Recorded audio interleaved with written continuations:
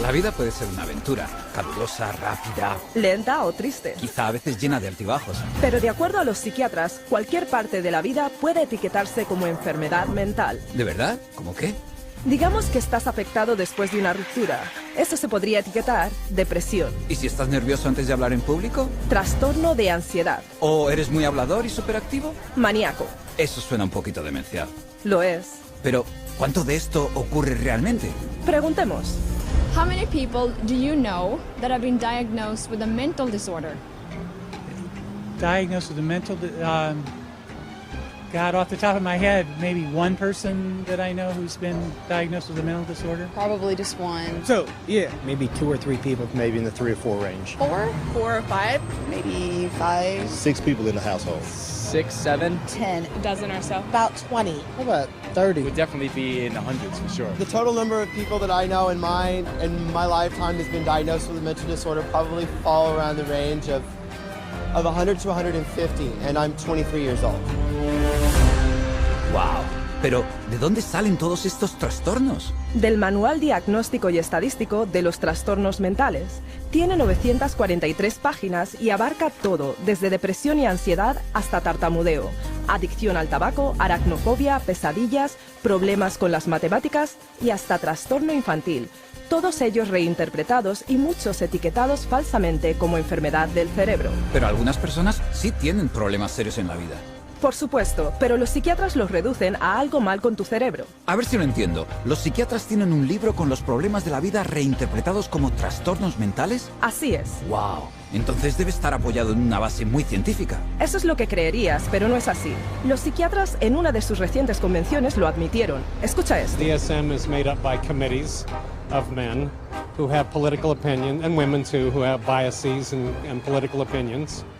And so there isn't nearly as much science in DSM as there ought to be. Like in the previous one, people had a meeting in the bathroom and they decided that something should be in there, and then they would go and propose it to the whole committee. You have this kind of lumping together of several observations, and when you get enough of them in one tent, you got a diagnosis. DSM system is not the real system of the diagnosis. A lot of the disorders that are in there haven't necessarily been rigorously validated. It's just the best tool that we have available, but it is not perfect. It's so useless that if you give me a patient and the DSM, I'll make at least 20 diagnoses on the same patient. You have to take it with a grain of salt anyway. It's actually getting more and more complicated. We're left with diagnosing things on the basis of checklists and questionnaires, which leaves us sort of out of, as you said, the rest of medicine because we don't have a biological test. Increíble. La carencia de ciencia en el DSM es de hecho un secreto a voces. Esto es lo que algunos profesionales dicen sobre ello. The DSM is a sham. It's been described as a house of cards. Why? Because the diagnoses are theoretical. They're not based on scientific measurements. It's sort of a shaky level built on another shaky level, built on another shaky level. It is flimsy and that it is easily collapsible under the scrutiny of critical thinking. If you just pull one little fragment of the reasoning aside and question it thoroughly, you'll find it doesn't stand up, and then that means that the whole organism collapses because you've got some wrong premises in there somewhere. In fact, they're all over the place. It is indeed a house of cards because it's predicated on not a solid structure. It is built to create an apparently legitimate edifice, which results in a diagnosis. But any serious inquiry will show it to be illegitimate.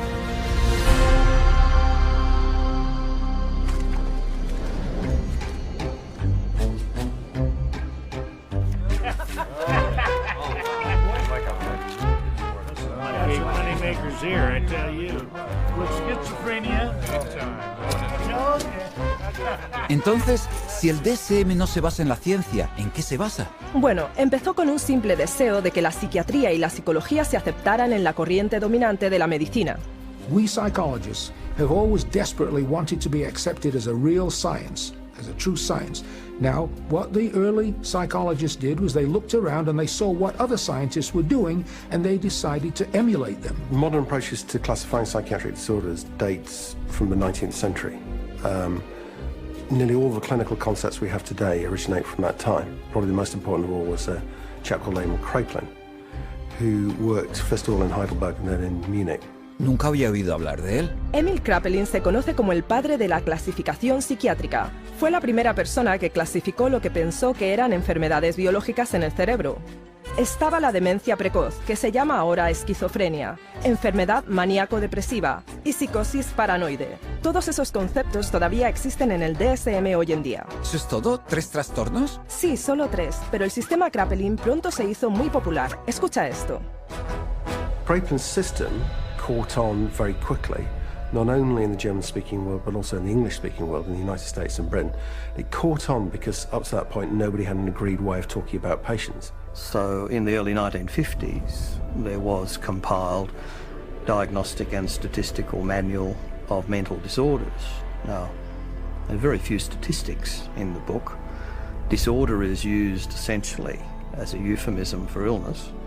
This is a book which catalogues mental illnesses for which no medical sign has ever been discovered.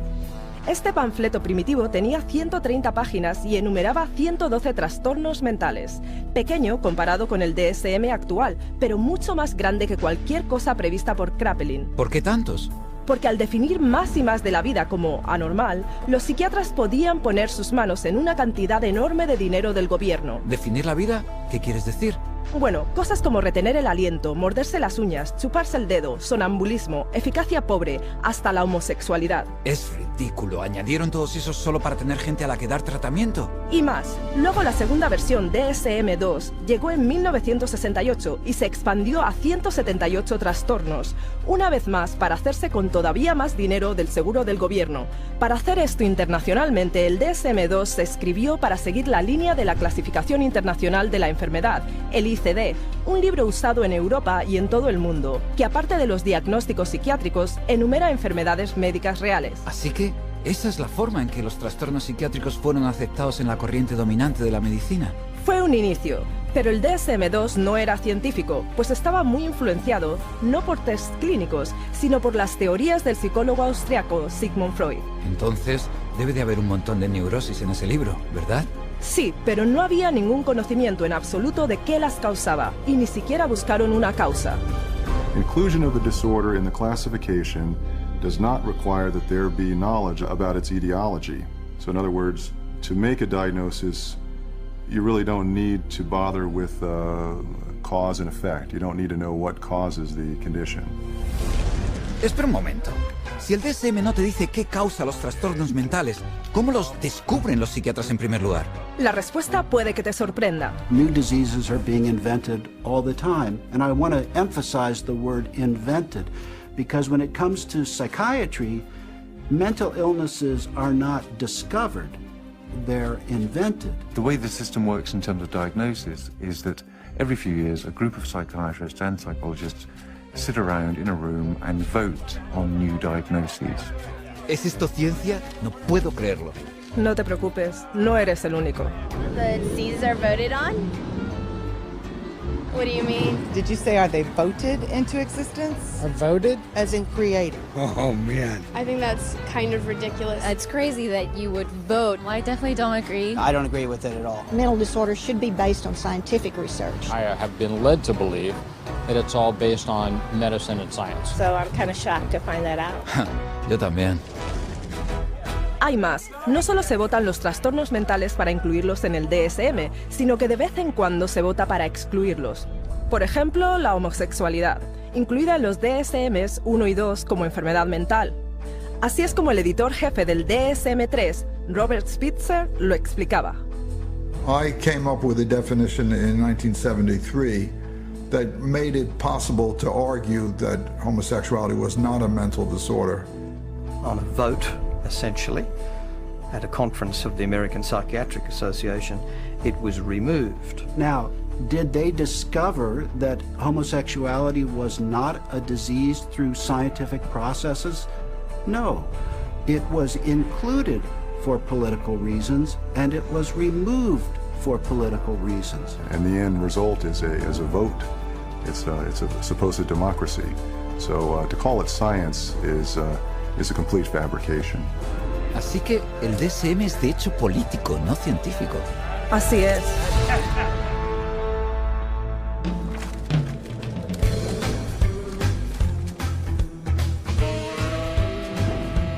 Pensaba que los psiquiatras querían ser vistos como médicos. Así es. Por eso tuvieron que hacer que su manual tuviera un aspecto más científico. Que no lo era.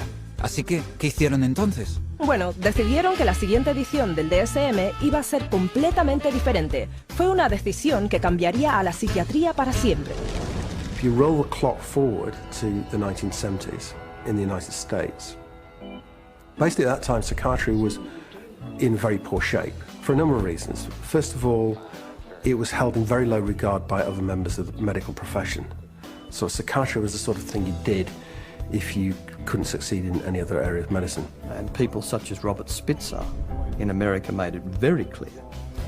The time had come essentially for psychiatrists, being doctors of medicine, to practice medicine. So if a psychiatrist was spending a lot of time dealing with people who were anxious, depressed, these dilemmas, these problems in living, now essentially had to be redefined. And they were redefined as medical conditions. And their solution to this was to come up with a manual which defined psychiatric disorders more carefully. So, hence, we have DSM-3, which is the third edition, which was published in 1980. Bajo Spitzer, los psiquiatras que editaban el DSM-3 descartaron la psicología freudiana y decretaron que desde entonces los diagnósticos psiquiátricos fueran puramente biológicos. Así que al final se hicieron científicos. No, en realidad para nada.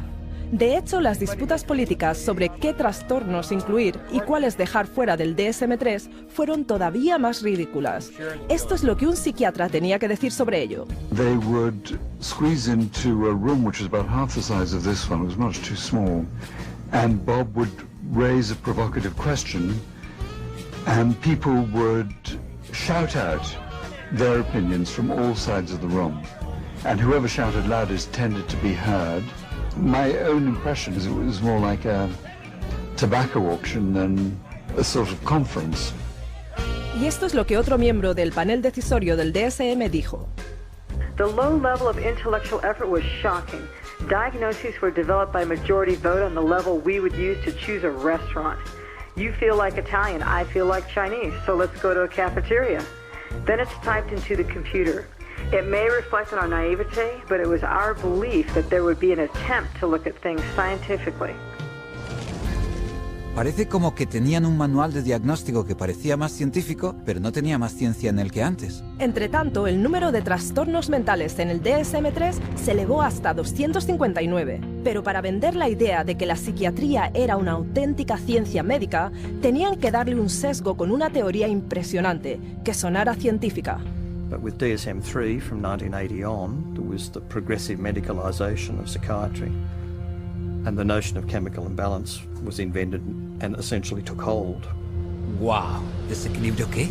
La teoría de desequilibrio químico se sugirió en 1965 para explicar cómo la depresión podría estar causada por un desequilibrio de elementos químicos en el cerebro. Me gustaría oír eso. Joseph Schildkraut teorizó que como las drogas psiquiátricas alteraban los niveles de esos elementos químicos, entonces la enfermedad mental tiene que estar causada por demasiados de estos o muy pocos. ¿No es eso al revés? Sin duda lo es. Es como decir que como la aspirina quita un dolor de cabeza, que los dolores de cabeza los causa una deficiencia de aspirinas. Ya veo lo que dices. Pero fue lo bastante convincente como para darle a la psiquiatría y al DSM-3 el aura superficial de ciencia. Como Robert Spitzer dijo, Psychiatry felt now, gee, we're more scientific, we're part of medicine. Así que funcionó. Sí, y desde entonces los psiquiatras y la industria farmacéutica han promocionado la teoría del desequilibrio químico implacablemente, tanto al campo médico como al público. If you're one of the millions of people who live with uncontrollable worry, anxiety, and several of these symptoms for 6 months or more, you could be suffering from generalized anxiety disorder, and a chemical imbalance could be to blame. Pristique is thought to work by affecting the levels of 2 chemicals in the brain. It works to correct chemical imbalances in the brain, which may be related to symptoms of social anxiety disorder. Cymbalta works on serotonin and norepinephrine. Hundreds of thousands of patients have been prescribed Abilify. Ask your doctor. Ask your doctor. Talk to your doctor. Call your doctor. Ask your doctor about Cymbalta. Pristiq is a key in helping to treat my depression. Ask your doctor about Pristiq. You come to my office, and I say to you, well, you describe what's going on in your life and your symptoms, and I say, well, it's clear to me that you've got a chemical imbalance, and we're going to write you a prescription for this. The truth of the matter is, there's no such thing as a chemical imbalance. There's no test out there that they can depend on that tells you you have a chemical imbalance. There's actually, in fact, dozens of studies showing that there isn't any measurable imbalance. So psychiatrists will explain to patients all the time, this is just like diabetes. In diabetes, you have low insulin, we have to readjust the insulin level. In depression, you have low serotonin, we have to readjust the serotonin level. But actually, we have already proven that there's nothing wrong with serotonin levels. It's completely a myth, disproven by our own evidence. I had a psychiatrist. He said that, in his professional opinion, this child had ADHD, a chemical imbalance of the brain. And when he was questioned on the witness stand as an expert witness for the state, he was asked if they had done an MRI. He said no. He was questioned if they had done a CAT scan. He said no. He was asked if they had done any bodily fluid check known to medical science to prove that this child had a chemical imbalance of the brain. He says no. And when he was asked how he arrived at this ADHD diagnosis, a chemical imbalance of the brain, it came down to that he had counseled and observed this child for 2 hours, and half of the time was observing. How do you arrive at a diagnosis of a chemical imbalance of the brain by talking to a child and observing them for 2 hours? You don't, okay? It's pure guesswork. Vaya, de verdad. Míralo por ti mismo. Esto es lo que pasó cuando una persona con una cámara oculta fue a varios psiquiatras pidiéndoles que le hicieran test para enfermedades mentales. Of any scientific test? Not that I'm prepared to do this time. So you getting that I have adjustment? What do we adjustment disorder, mixed emotional thinking. It just means situational stress. Right, it's a formal diagnosis. But I'm saying, just where do you get that from? I take you with Excel. In terms of diagnosis, there's no way that I X-ray or so it's very hard to have anything to measure, because whatever's going on is happening in there, and we just can't go in and open up, somebody's skull and scoop something out to measure. Right now, we don't have an X-ray or blood test. That doesn't mean that the diagnosis is not real. The diagnosis is for insurance, and I'm not really trying to think too much in terms of diagnosis. I don't really see that as my main job here to make a diagnosis, except to give something to the insurance that's reasonably accurate. But we don't even really know what's going wrong in the brain. So all the things that we found were found by accident. Estoy atónito. El diagnóstico psiquiátrico se basa puramente en la opinión individual. Sin importar lo que hagan, están equivocados. La BBC británica hizo incluso un programa sobre esto con 10 voluntarios, 5 considerados normales y 5 diagnosticados anteriormente como enfermos mentales. Fueron observados por 3 expertos a quienes se les pidió determinar quién era quién. Vaya hombre. Mira esto. We think that it's likely that you've had a history of bipolar disorder. Is that correct? You're wrong. Okay. We've come to the conclusion that at some time you've been diagnosed with a mood disorder. You're wrong. We were wondering whether at some point in your life maybe that you had suffered from a significant psychiatric problem of some kind or other. No. Not at all? You are wrong. Oh, okay, okay. 3 wrong diagnoses in a row. After a whole week of observation, the panel have identified just 2 out of 5 disorders. Pues vaya con la ciencia. Tú lo has dicho.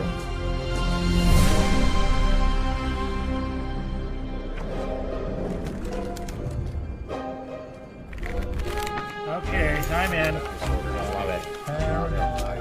And I got a pair of compulsive disorders here. Una pregunta.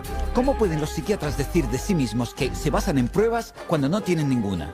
Va todavía más lejos. No solo no tienen análisis que demuestren el trastorno mental con el que te etiquetan, ni siquiera pueden definir qué es un trastorno mental. No.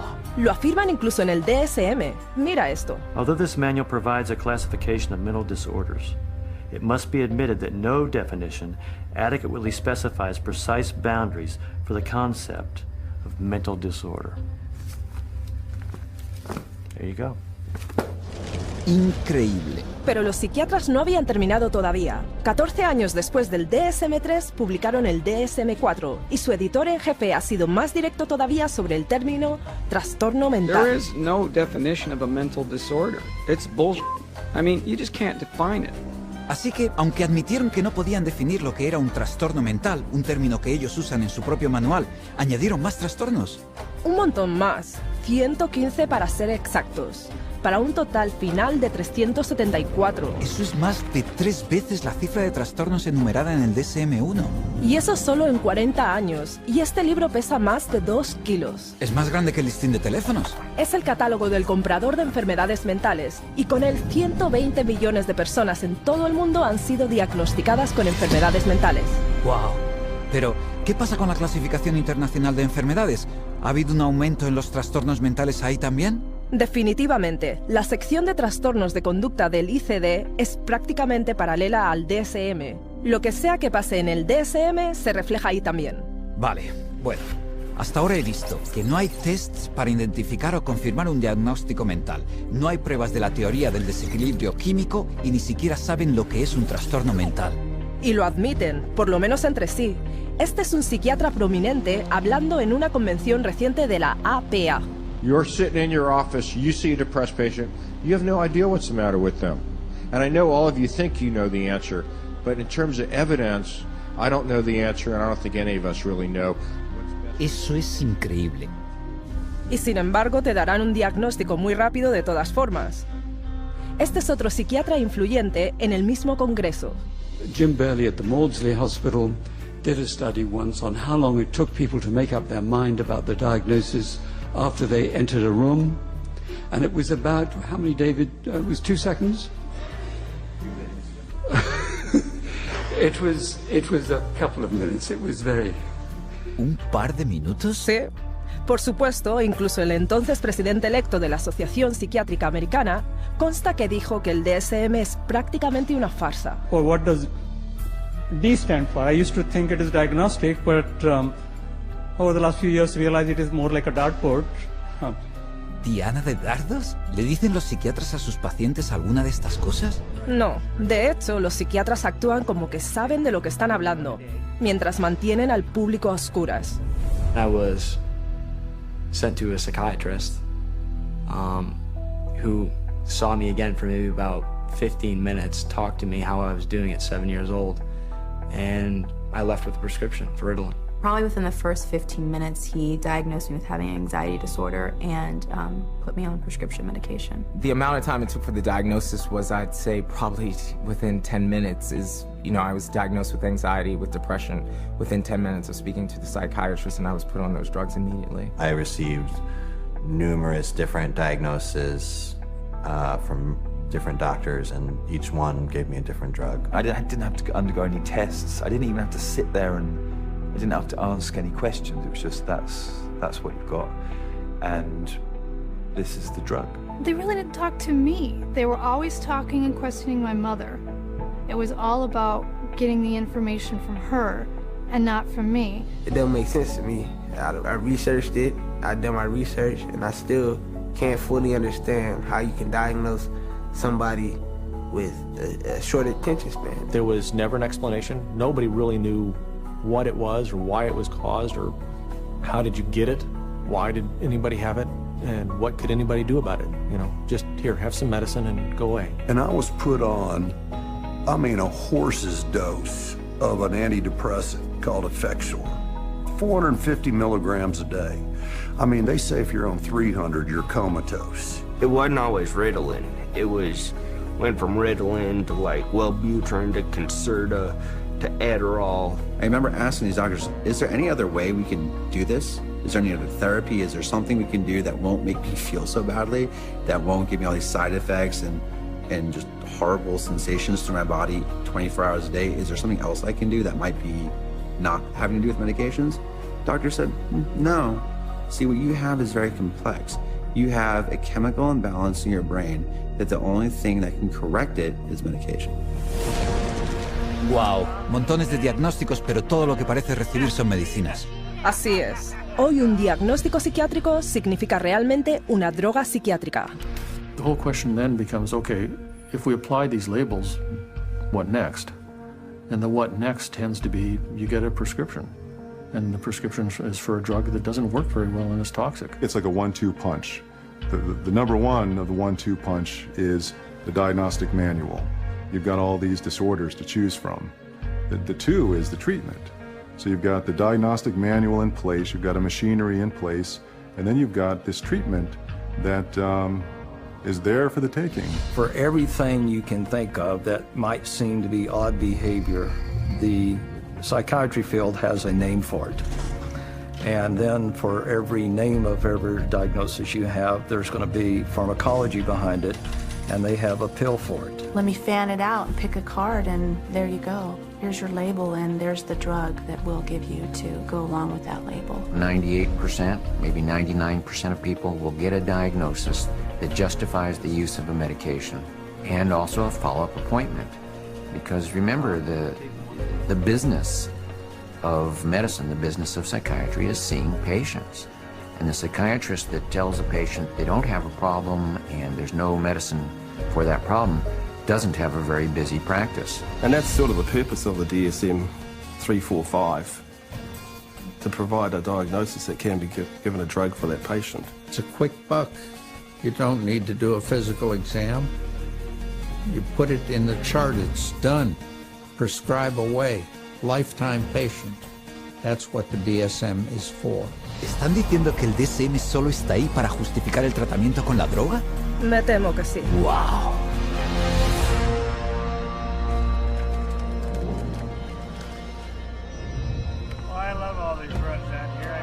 Así que si el tratamiento primario de la psiquiatría es drogar, se tiene que estar haciendo un montón de recetas ahí fuera. Por supuesto. ¿Sabías que se escriben más de 600 millones de recetas para medicación psiquiátrica cada año? Uf. ¿Pero qué pasa con los pacientes que no quieren drogas? De hecho, el DSM tiene una categoría para eso también. It says V15.81, non-compliance with treatment. Now this category can be used when the focus of clinical attention is non-compliance with an important aspect of treatment for a mental disorder or a general medical condition. If you refuse treatment, then you probably are mentally ill, ipso facto, by that fact alone.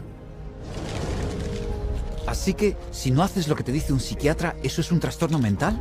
Así es. Eso desde luego da miedo. ¿Y por qué no seguirían el tratamiento? Porque las drogas que los psiquiatras recetan pueden causar algunas reacciones físicas muy fuertes y graves. ¿Quieres decir efectos secundarios? Bueno, no exactamente. Drugs really don't have side effects. Drugs only have effects, and we arbitrarily differentiate those effects of the drug that we like, and we say these are the effects of the drug. And those that we don't like, those are the side effects.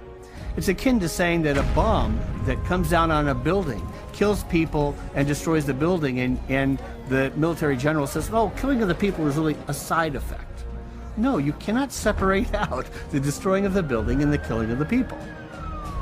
And so these are not side effects, these are direct effects of the drug creating disaster. People think antidepressants are going to make them happy.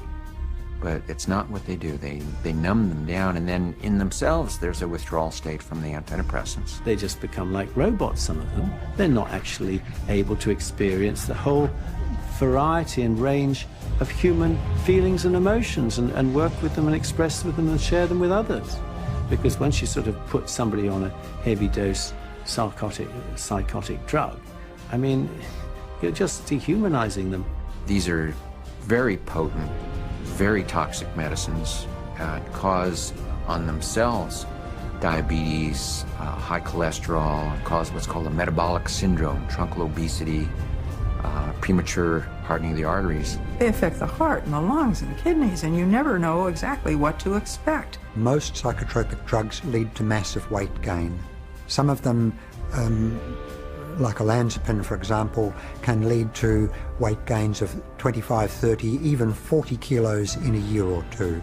And that is serious. One of the side effects is it affects your sexual performance abilities. In people who are on a lot of medication, they're just totally unable to detoxify through their liver, and then other functions of the body shut down one by one. These drugs have on their labels may increase risk of suicide and homicide in people who take them. Just like a carton of cigarettes tests to say may be hazardous to your health. And there's cases where many people who commit suicide or commit acts of violence are on these medications, which definitely has this type of side effect. You look at the side effect profile is identical to what they're trying to treat, and in some cases worse, and especially in the instance of suicide, then you could see that it's an extremely treacherous area with very, very little actual science behind it.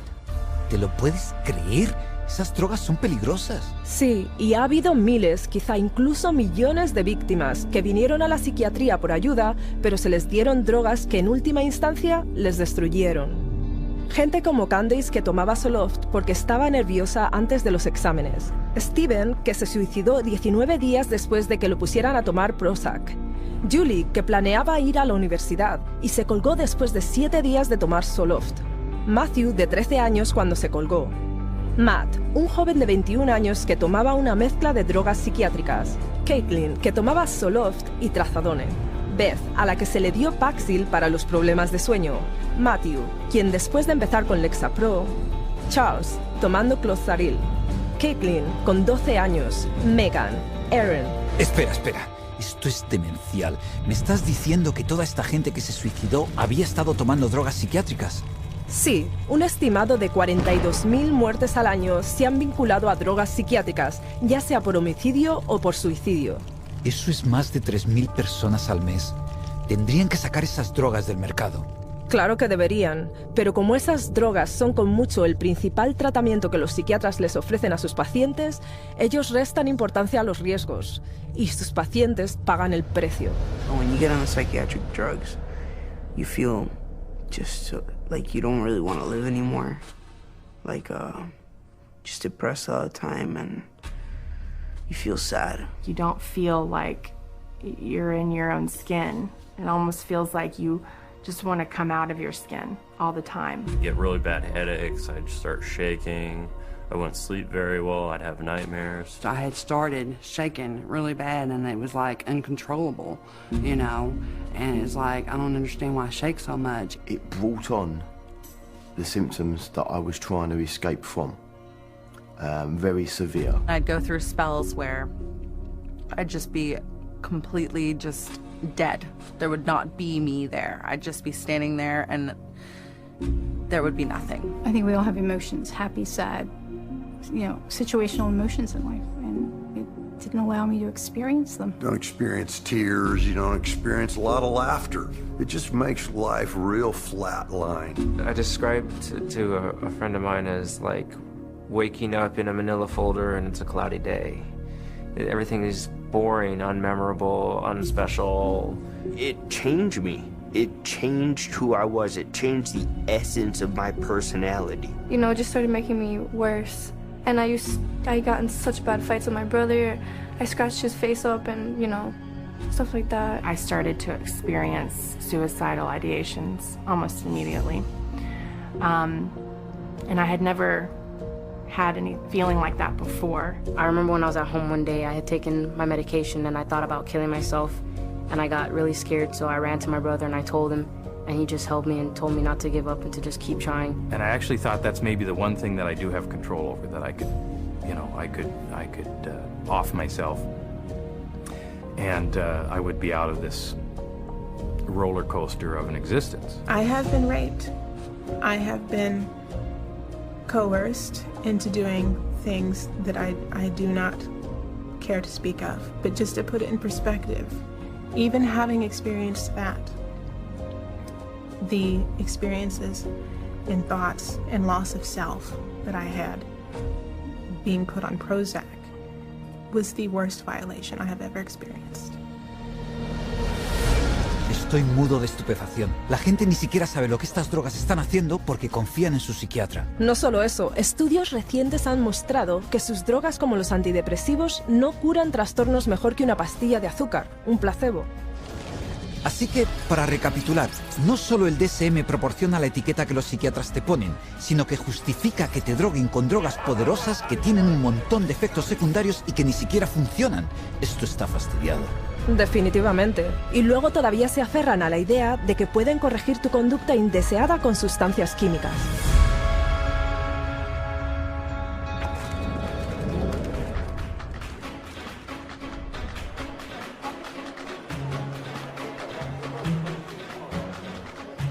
Naturalmente, la psiquiatría tiene un atractivo para la industria farmacéutica, pues ahora pueden comercializar y vender drogas para cada trastorno nombrado en el DSM. Conozco esas campañas de marketing, están en todas partes. Sí, pero si te das cuenta, también le hacen marketing al trastorno.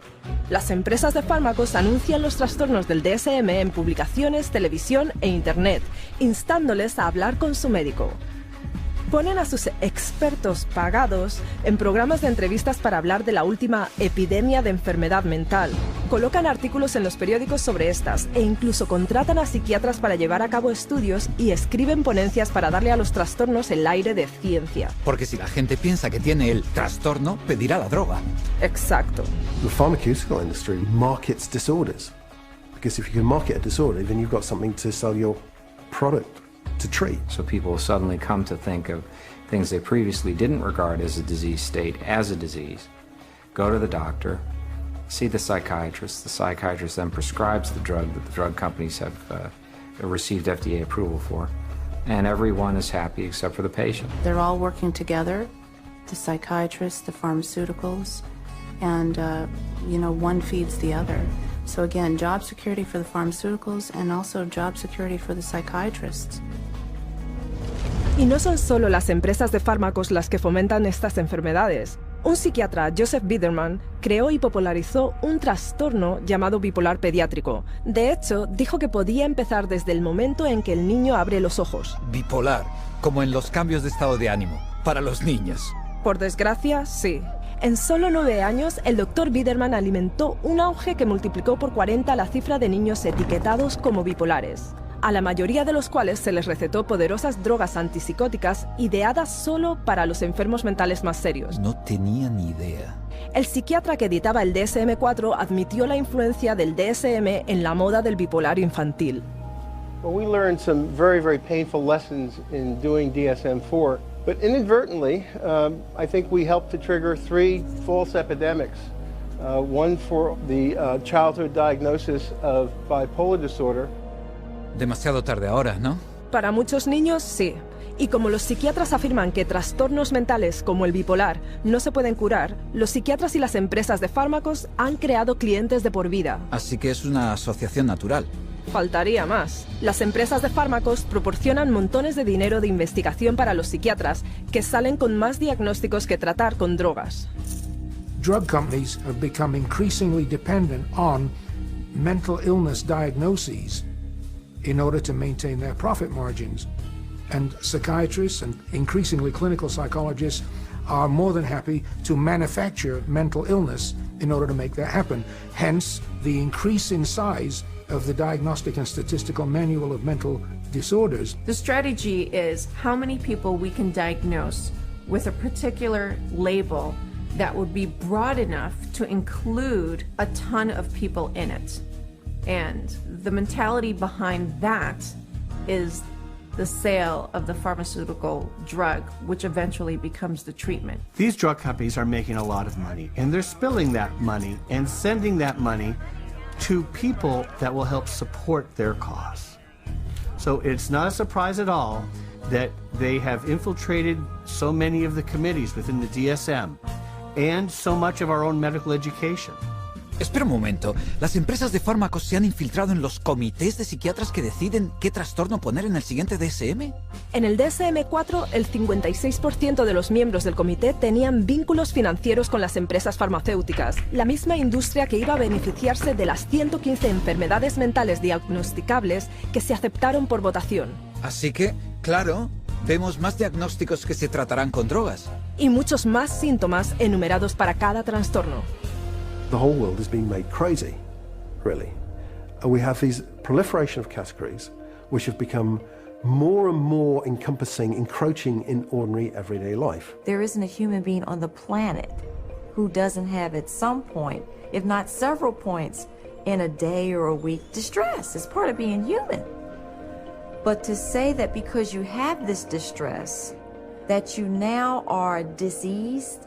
If you take a god man in India who wanders around with a shawl and meditates for 17 hours a day, drinks rainwater and engages in some kind of spiritual or religious discipline or practice where he might roll on the ground for 100 miles to a holy place, people there don't persecute those individuals. They accept them as people engaged in religious practices.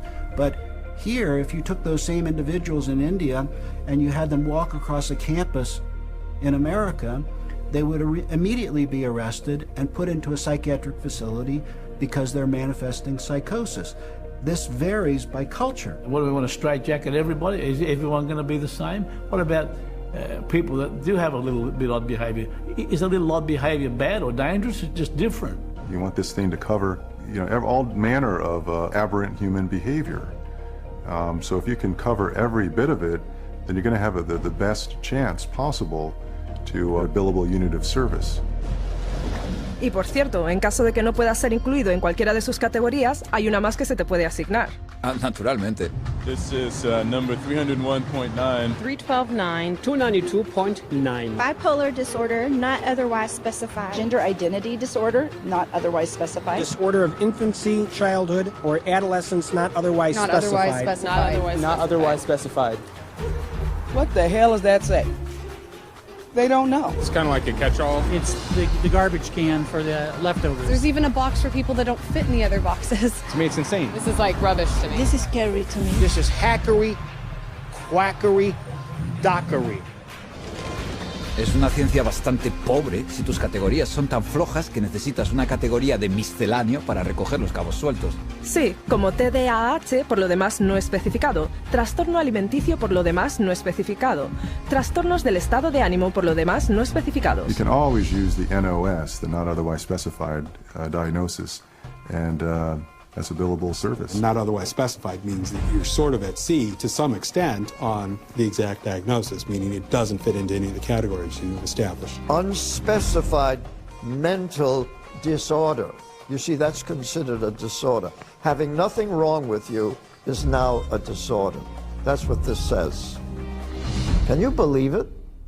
No puedo creerlo. ¿Hay una categoría llamada trastorno mental no especificado? Como en no te lo describimos. ¿Eso es una enfermedad mental también? La cosa se pone más demencial. De acuerdo al DSM, podrías ser diagnosticado con un trastorno mental que ni siquiera está en la lista. Estás de broma. Escucha esto. These diagnostic criteria and the DSM-4 classification of mental disorders reflect a consensus of current formulations of evolving knowledge in our field. They do not encompass, however, all the conditions for which people may be treated or that may be appropriate topics for research efforts. It's even in the language of the introduction, it's basically saying we're trying to have a diagnosis to cover all the bases of anything that somebody could come in complaining about, which is, again, entirely backwards from how medical diagnoses are come to. Este DSM no está ni siquiera cerca de la medicina, ¿verdad? Para nada. Es puro marketing.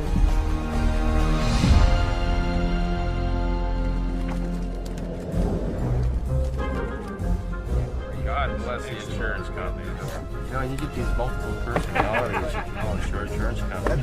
Insurance billing, that's the big money right there. Hay algo que todavía me fastidia. Si el tratamiento psiquiátrico es tan largo, tan caro e ineficaz. Ya lo sé. ¿Quién estaría dispuesto a gastar esas cifras exorbitantes de dinero para tratamiento psiquiátrico que se alarga durante años y a menudo toda una vida mientras proporciona resultados pésimos? Exactamente. ¿Quién paga por todo esto? Principalmente el gobierno y las aseguradoras privadas de salud. Claro, las aseguradoras. De hecho, el grupo de presión psicofarmacéutico ha sido muy eficaz para que se pasaran leyes que obligan a las empresas aseguradoras a proporcionar seguro de salud mental igual al seguro médico regular. A eso se le llama paridad de salud mental, ¿verdad? Así es, pero económicamente esto ha sido una catástrofe. So there's nobody who walks into a psychiatrist's office that isn't going to go out with a label. He's got 374 choices or so based on the Diagnostic and Statistical Manual list of symptoms. So he's got to fit you into one of those categories in order to get paid. The DSM really should be called, how to bill the insurance companies, how to get money from the insurance companies. It's a list of codes, and there's a number for everything, and that number goes on an insurance form, and then you get payment for it. The DSM is completely built into the system now because you can't get reimbursed by an insurance company unless there's a DSM diagnosis. You know, the kid wets the bed, you can bill on that. They're going to have one called a skin picking disorder. You pick your skin, you can diagnose and bill on that. You know, you can always find a diagnosis and you'll always be able to bill. A psychiatrist or a psychologist can go through their book now and find a diagnosis code for just about anything. Everybody would fall into something that they could put a diagnosis on and fraud insurance companies. Vaya chanchullo. Así es, cada año la industria psiquiátrica usa el DSM para amasar $100.000 millones del gobierno de Estados Unidos y de aseguradoras privadas. Y eso es solo un país. Estoy empezando a darme cuenta de lo mucho que el DSM ha elevado los costes generales del tratamiento médico. Lo sé. El promedio de la facturación de seguros de los psiquiatras es el doble de la del tratamiento médico general. Y eso eleva lo que yo tengo que pagar para el seguro. Así es, y eso desperdicia impuestos también. El programa de seguros de salud mental del estado de Texas estaba casi en la bancarrota debido a una clase de droga psiquiátrica muy cara que se recetaba normalmente para el trastorno bipolar. Vaya, eso es un montón de drogas. Sin duda lo es. Y encima de eso, como los diagnósticos del DSM son tan arbitrarios, otro problema enorme y costoso es el fraude de seguros. Se ha pillado a los hospitales psiquiátricos privados haciéndose pasar por clínicas para dejar de fumar o para perder peso, para conseguir gente que sea admitida. Pagando a los reclutadores $3.000 por cabeza para conducir a los pacientes del seguro a través de sus puertas. Y a retener a los pacientes dentro tanto tiempo como sea posible hasta que se les acaba el seguro. ¿Y todo esto es por el dinero del seguro? Así es. Y una vez que los pacientes están inscritos, se puede sacar cualquier diagnóstico del DSM para justificar el tratamiento.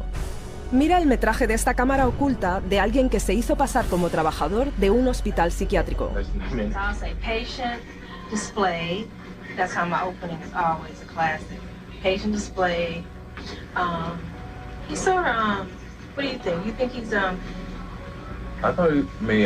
Interact with him a lot, and I thought he's always appropriate.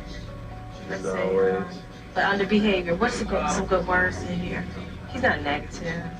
He's sort of intrusive a little bit. He's not really. He doesn't push limits anymore. He's really actually intrusive. He acts sort of anxious. Focus on the negative. And why should we focus on the negative? Because that's how they get paid. I mean, this is what they told me. I mean, you write what you want to write. I know I got to write for you. So, I know what I have to write. You know what I mean? So that's why why do you have to write it? So, this place can get paid. Oh, okay. It's a business thing. It's not like I'm lying, but I always pull the negative out. You're supposed to. They tell you to. What? The negative? Pull the negative out. You pull it out of it. Eso no puede ser ético. No lo es. Y eso es solo el inicio del fraude. A los que proporcionan servicios psiquiátricos se les ha pillado facturando a las aseguradoras por tenerles escuchando música, viendo la tele o jugando al bingo, cobrando por llamadas para despertar, entradas de cine o viajes al extranjero. O por afirmar que trataban a la gente que estaba en la cárcel en coma o incluso muerta. No. Algunos psiquiatras han facturado incluso por tener sexo con sus pacientes y llamarlo terapia. Además es repugnante. Como un director de fraude de seguros dijo, el alcance del fraude solo está limitado por la imaginación. No tenía ni idea. No hay muchos que la tengan. Las estafas en la salud mental timan a las aseguradoras y a los contribuyentes 5.000 millones de dólares cada año solo en Estados Unidos. Deberían arrestar a esos criminales, encerrarlos y tirar la llave.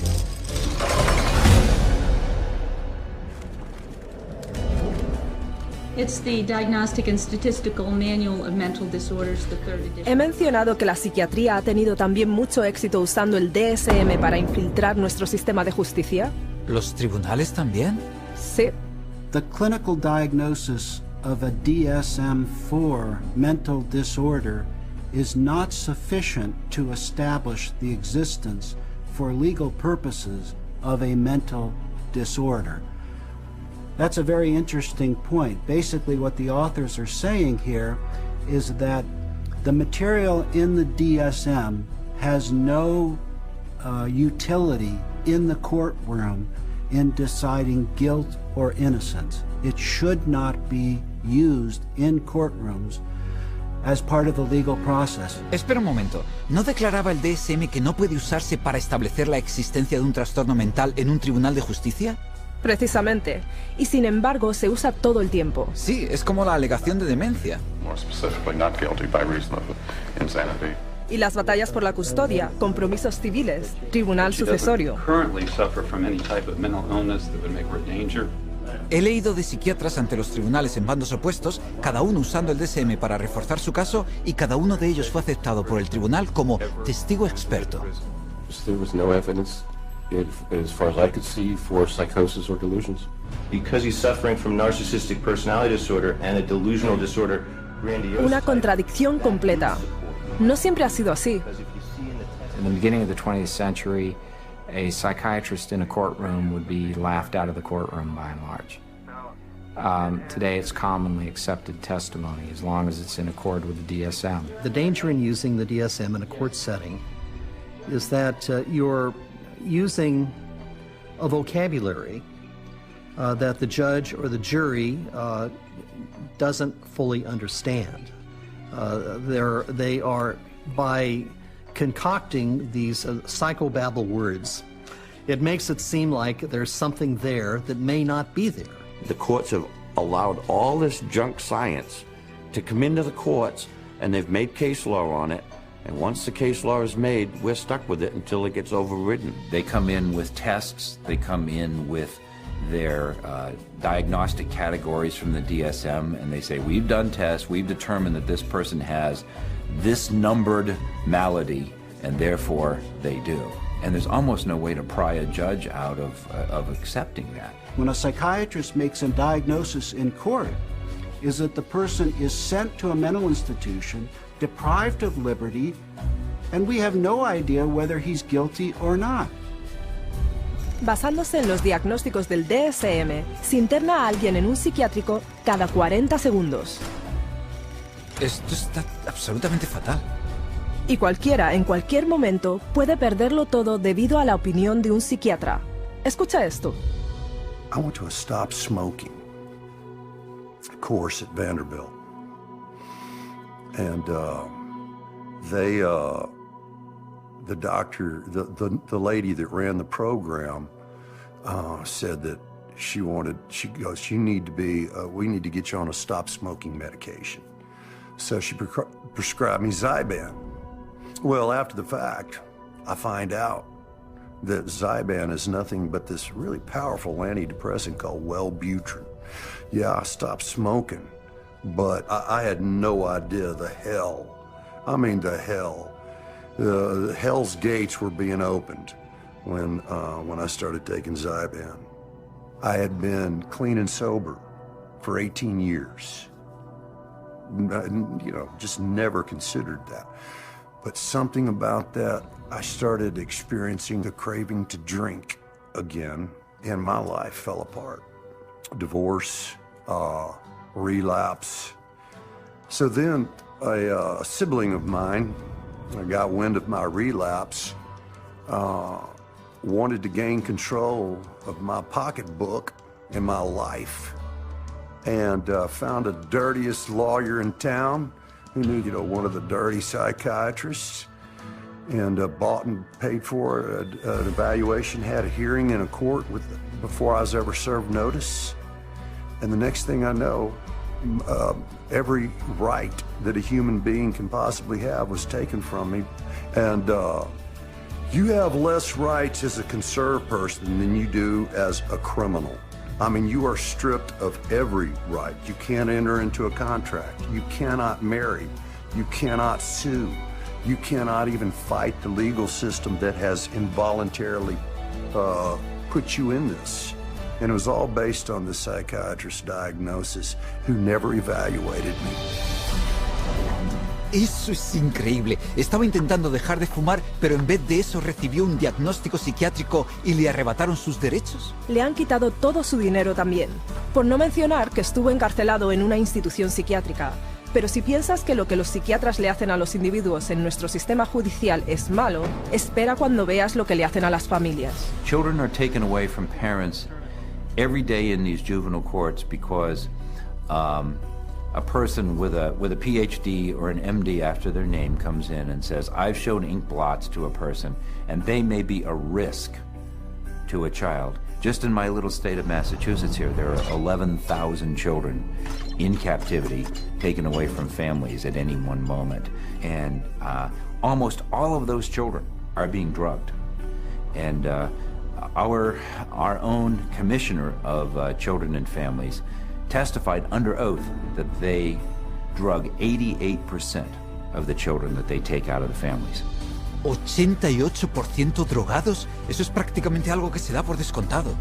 Y eso es solo la punta del iceberg. Por todo el mundo, los psiquiatras usan los tribunales en una serie de formas para arrebatarle los derechos a la gente y destruir familias. Solo mira. Psychiatry has affected my family through the family law court rulings.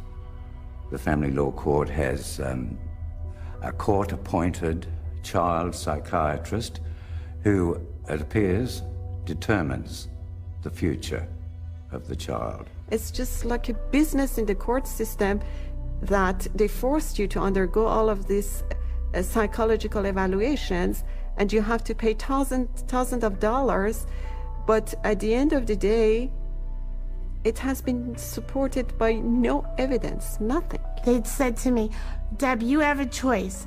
Either you bring your son to get medicated, or we'll take your child away from you and put him in a home that they'll medicate your child.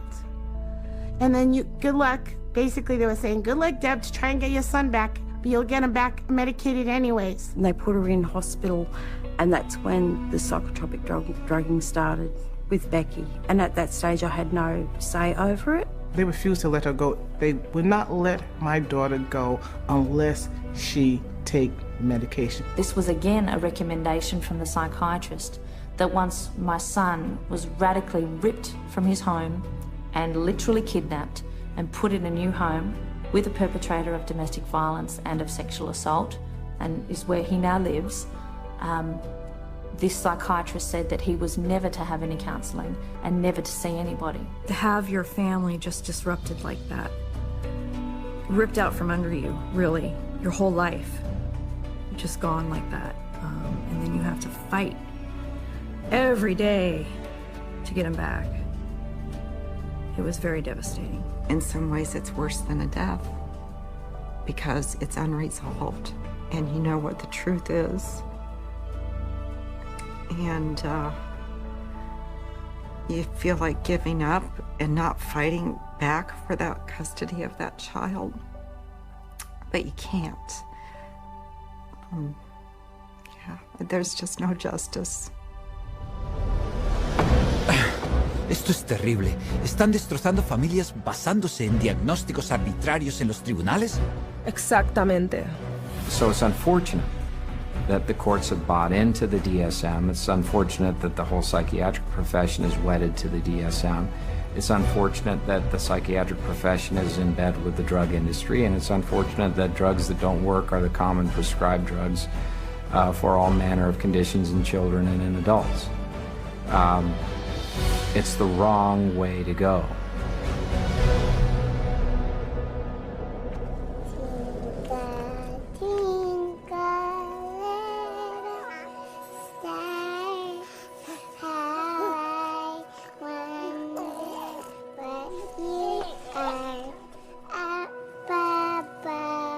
Oh, no. No a ellos también.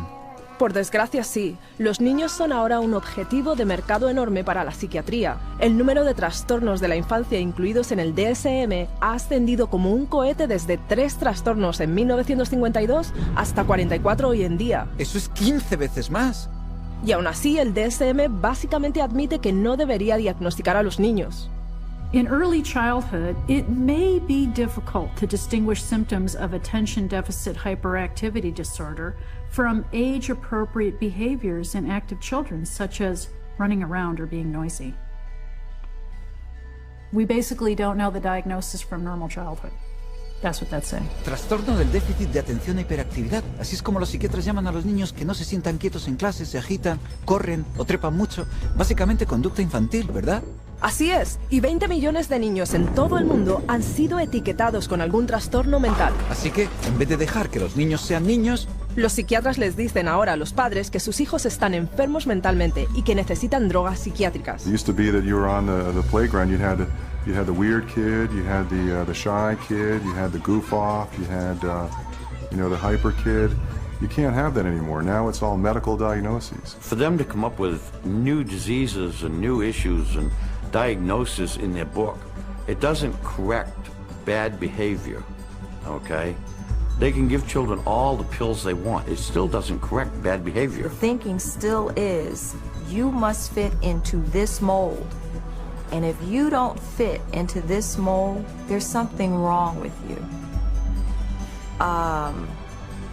And if you're not the person who designs the mold, too bad for you. A child is labeled and then they're brought to professionals who are trained a very particular way. They're all being trained that if the child fits into this category, then we should consider putting them on Ritalin because that's what they do. That is the protocol. The way the Ritalin will be marketed to the parents is that they will say, this is a drug to calm your child down. What they won't say is that methylphenidate is a form of speed.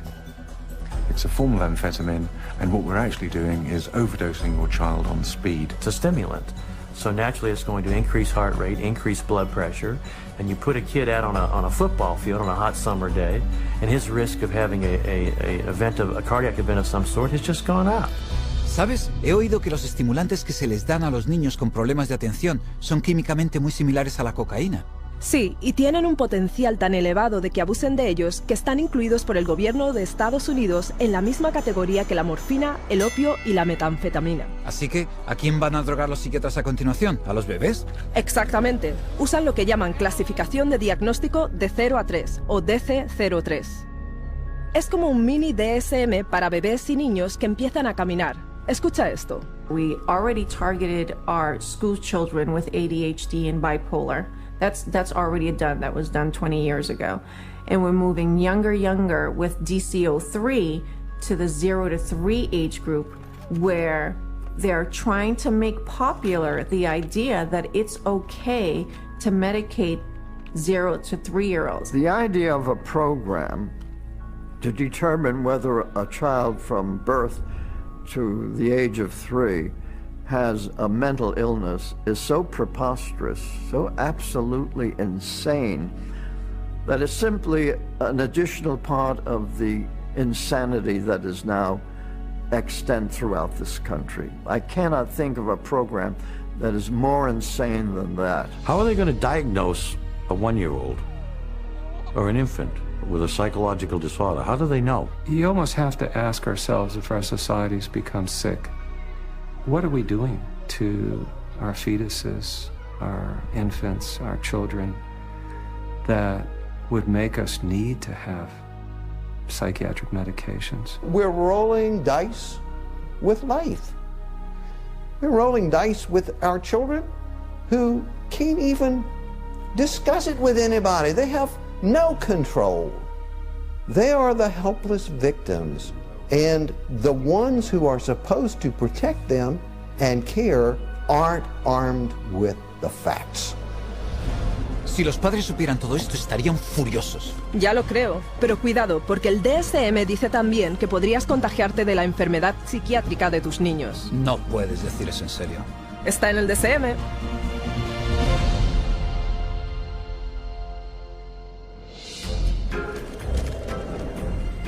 We're going to talk about some of the proposed changes that are suggested for DSM-5.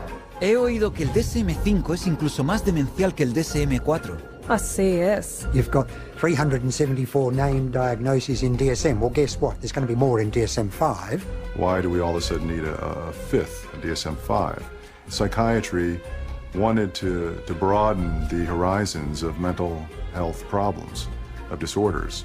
They wanted to stretch the disorders so it would encompass more. And to do that, they're going to add more diagnoses. We need more diagnoses like we need a hole in the head, really. They're not serving a purpose for mankind, all these diagnoses. They're almost laughable, some of the diagnoses. ¿Irrisorios, de verdad? Bueno, están hablando del trastorno de acumulación si no te deshaces de suficientes cosas. Persistent difficulty discarding or parting with personal possessions. Trastorno alimentario compulsivo si comes demasiado a menudo. Recurrent episodes of binge eating. Oh, y está el trastorno de rascado cutáneo.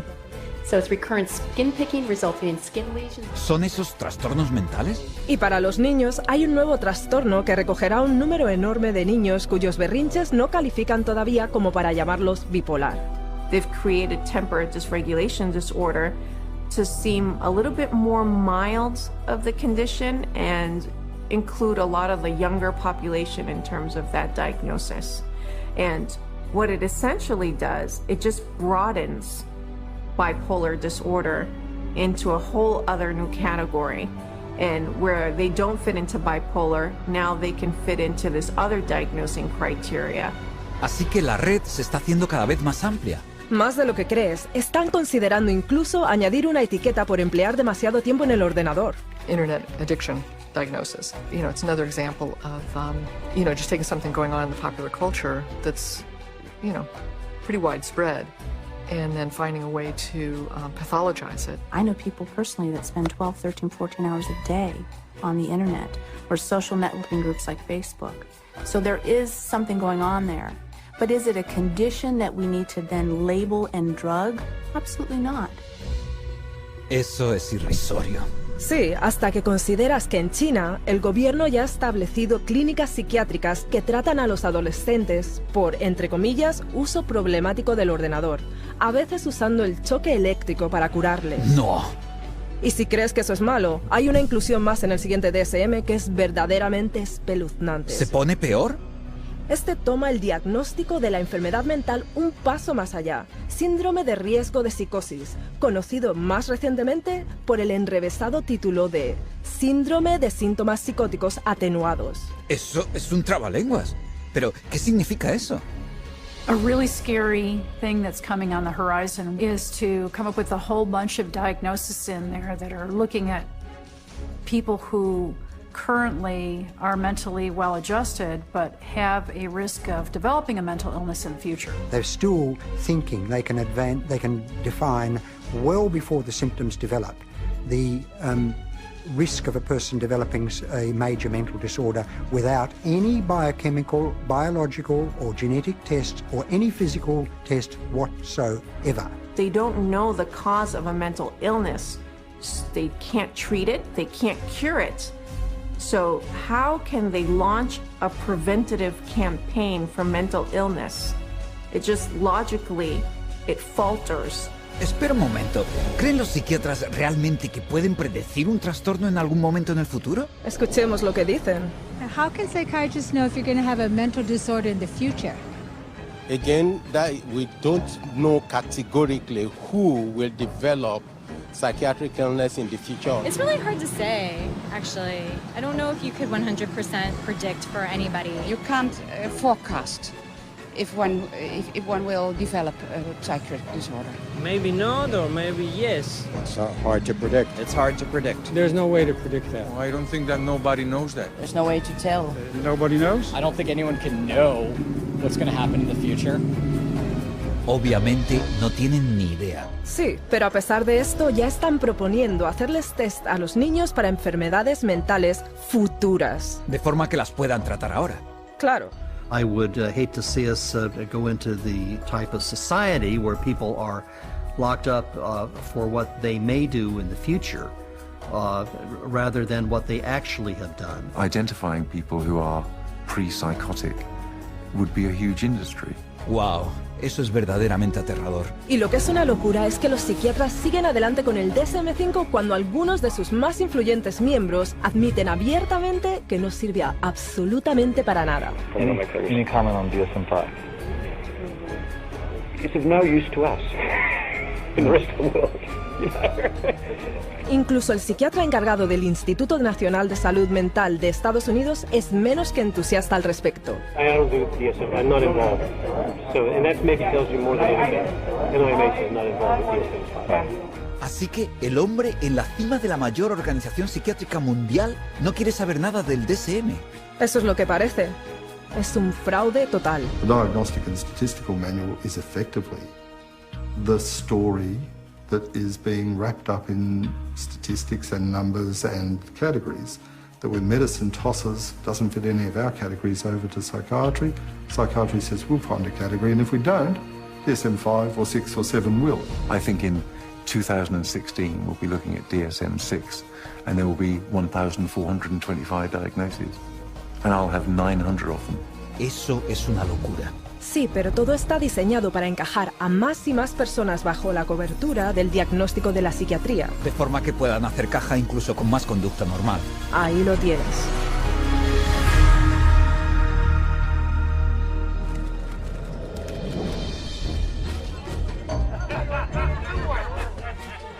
Entonces, si el DSM es tan completamente inútil, ¿por qué los psiquiatras...?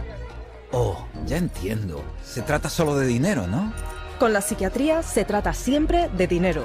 Y todo empieza con el DSM. Como Robert Spitzer dijo...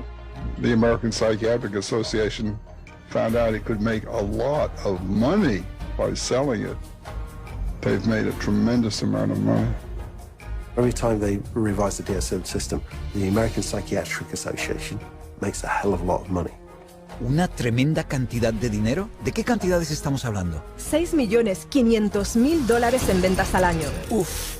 Pero no es solo la venta del DSM lo que amasa los beneficios. Los psiquiatras y las empresas farmacéuticas hacen dinero cada vez que lo usan para diagnosticar a alguien. You create disorders so that you can treat it with a drug. It's the ultimate money-making machine. How many people can we drug? How many labels can we put out there? How many people can we herd into these labels and feed them a drug so we can get richer, make more money? There's an inherent conflict of interest, and that conflict of interest is driven by the desire to make money. More money, more money, more money than one should expect. Huge money in the psychopharm business. If you really did the research on these diagnoses, see that 90% of them or more don't exist, they're not valid, then that's all of a sudden, all that reimbursement from the insurance companies disappears. So we have to cut the money cord, as well as cutting the DSM cord if we're ever going to really succeed stopping this juggernaut from continuing. Once again, it's follow the money. And you'll get your answer every time. Esto me ha abierto bien los ojos. Vamos a ver. No hay análisis de laboratorio para el así llamado trastorno mental, que los psiquiatras ni siquiera pueden describir en su propio manual. La teoría del desequilibrio químico es totalmente falaz, y aún así las drogas psiquiátricas que supuestamente equilibran las sustancias químicas de tu cerebro se recetan a la gente de todas las edades. Sí, nada menos que $84.000 millones al año, añadiendo un aumento general de $10.000 millones por primas del seguro de salud solo en Estados Unidos. Y lo estamos pagando todos a través de los impuestos del gobierno y facturas del seguro cada vez más altas. Así es, toda la industria psiquiátrica usa el DSM para embolsarse $330.000 millones al año. Eso es casi un tercio de $1 billón. Y sigue aumentando. Está descontrolado. Well, the whole system is now a runaway train, but the DSM is the locomotive. And if you took the locomotive off, eventually the train would stop, because there'd be nothing more pulling it. We're losing the concept of health. Everybody is sick and everybody's got a condition and everybody needs drugs. You're going to end up with a whole society that's going to basically have to be led around by the hand. But who's going to lead them around? Because they're drugging so many of them. In psychiatry, you know in your heart of hearts that you're not really diagnosing. You know in your heart of hearts that you can't really treat what you think might be wrong. And you also know that most of what you're dealing with in the DSM is unprovable and unreliable, not a predictable indicator. So what do you have then? Buena pregunta. Supongo que no tienen nada. Y se le está haciendo daño a la gente. Sí. You're very lucky to go through psychiatry and survive. It really is as simple as that. Only when enough people rip the veneer away and show that it's just nothing more than a Hollywood set is it ever going to fall down. It would be good if all the medical professionals who are really practicing medicine and really trying to help people and based on scientific fact and what they can best do to improve the lives of others, if they would recognize, just be able to look at this fact. It's hard to look at it, but look at this fact and be ethical and be honest and clean up the profession by getting rid of this fraudulent part of it. Psychiatry. Yo no lo habría dicho mejor. Es así de obvio. Tenemos que deshacernos del DSM. Es terrible para la sociedad. Lo sé, a pesar de su base increíblemente inestable, el manual diagnóstico y estadístico ha impactado literalmente cada parte de nuestro mundo. Nuestras escuelas, nuestros gobiernos... Nuestros sistemas judiciales. ¿Y qué hay de los medios de comunicación y el ejército? Esos también. Básicamente toda nuestra sociedad. Y todo ello sin ni una sola persona curada. El DSM es realmente más que solo un castillo de naipes. El manual de diagnóstico y estadístico es el timo psiquiátrico más mortal.